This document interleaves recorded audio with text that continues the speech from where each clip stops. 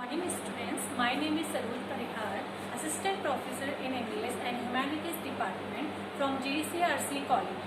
So today I will teach you dialogue writing. Before teaching dialogue writing, I will introduce you syllabus. So in syllabus, I will teach you first phonetics, second is extempore, third is group discussion, fourth is dialogue writing, fifth is listening comprehension, and two are the course beyond. First is synonyms and antonyms, second is affixes. After introducing the syllabus, I want to introduce you COs. In CO1, I will teach you phonetics.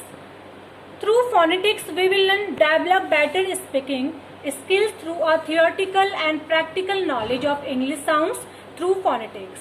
And CO2, I will teach you group discussion and listening comprehension. Through these two topics, you will learn groom themselves in a holistic way through various activities like group discussion, listening comprehension skills, etc. In CO3, I will teach you extempore and dialogue writing.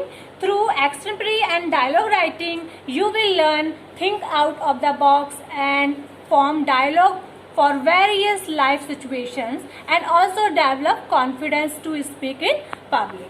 So after introducing COs, I will start dialogue writing. So first question is, what is dialogue writing? So a dialogue writing is a verbal exchange between two or more people.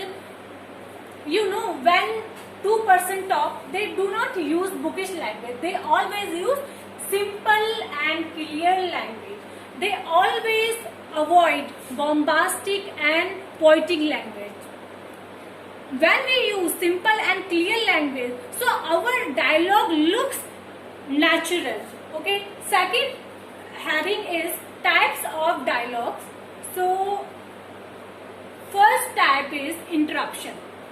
In interruption, we will see that, for example, Manish said, I am always impressed by a person who attacks traditional concepts and principles. Then Mahesh answered, do you want to say you are impressed by an iconoclast? So this is the example of interruption. Second is a question for a question. So the example of a question for a question is, first Kishan said, will America attack Iran? Then Manoj answered, what is your opinion? So this is the example of a question for a question. Third is explanation. We all know what is explanation, but I want to give you an example. I want to clear explanation through some examples. First is surprise.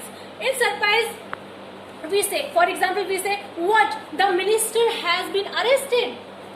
And in pleasure, we express pleasure like, great, we have won the match. So these are the example of explanation. After this, I will teach you some methods to improve your dialogue writing. So there are 6 methods. First is dialogue should have proper beginning according to the context of conversation. For example, if we talk about formal conversation, so we say, hello sir, how are you? And if we talk about informal conversation, so we say, hi buddy, what's up? Second method is dialogue should be written in simple English instead of using bombastic and difficult language. Dialogue should focus on simple language. I already explained this thing. For example, I was aghast. So we don't know what is, so many people, so many students you are here don't know about meaning of aghast. Instead of using aghast, we will use I was terrified, because aghast, it is a very difficult word, and we don't know what meaning of aghast. But terrified, it used frequently, again and again. So this is right. Third is try to include some humorous sentence in the dialogue. Why we use humorous sentences? Because when we use humorous sentences, it increases naturality. It increases naturality of the dialogue. If you use humorous sentences in conversation, so it will look natural. Okay. Next method is, fourth method is, dialogue should use construction. For example, instead of using I am, we will use am. Instead of using was not, we will use wasn't. Instead of using could not, we will use couldn't. So this is the example of constructions. Next method to improve your dialogue writing is punctuations. We all know what is punctuation. Punctuations mark is for example, question mark, exclamation mark, full stop, comma. So these are called punctuation. Sixth method is proper ending. So what is proper ending? Suppose we will see in example that two girls are talking. These two sentences are the correct example of proper ending. For example, Swati said, "All right, we'll see you tomorrow. Then bye." Lakshmi said, "Okay, bye. See you tomorrow." So this is the proper ending of a dialogue. मतलब एक dialogue writing की proper ending होनी चाहिए.